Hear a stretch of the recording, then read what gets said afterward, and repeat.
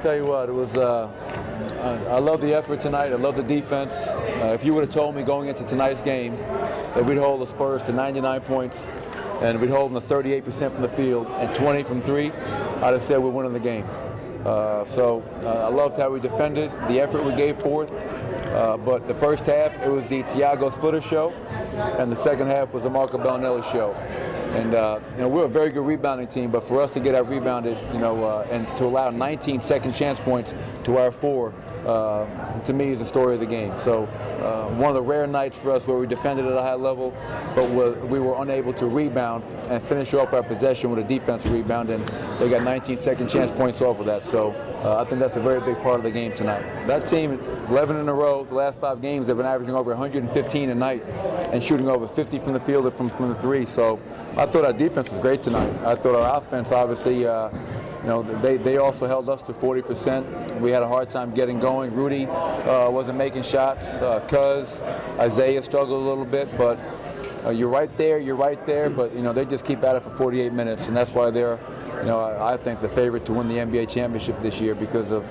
They come at you with waves, man. They come at you with waves. They come at Patty Mills, Marco Bellinelli, Manu off the bench, Boris off the bench. So they're a very good team, and I liked how we played tonight, and I think the game was a lot closer than the final score would indicate. Was there an aha moment for you out there? Like, finally in an NBA game?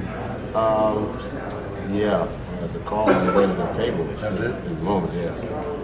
And their fans were really good, and a lot of work came back. I came in the announcement after, so that felt good too. Are you glad it's over? The first time? Yeah. Pretty good to get that out the way. Can you talk about the scrutiny that you've received and how you deal with that?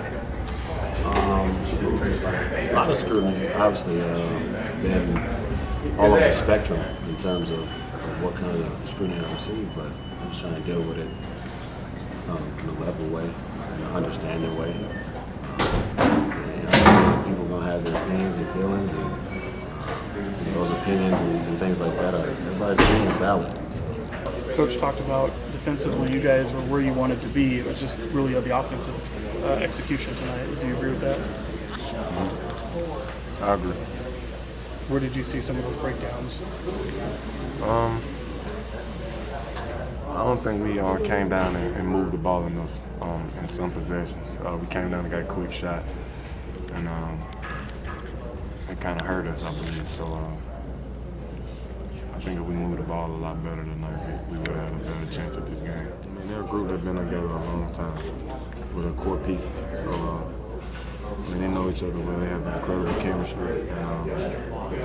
And then being a young team, you can learn a lot from those guys. How they trust one another, how they communicate with one another. So, that's definitely some things us being a young team need to take back and add to our own game. And that's why they're in the position they're always in.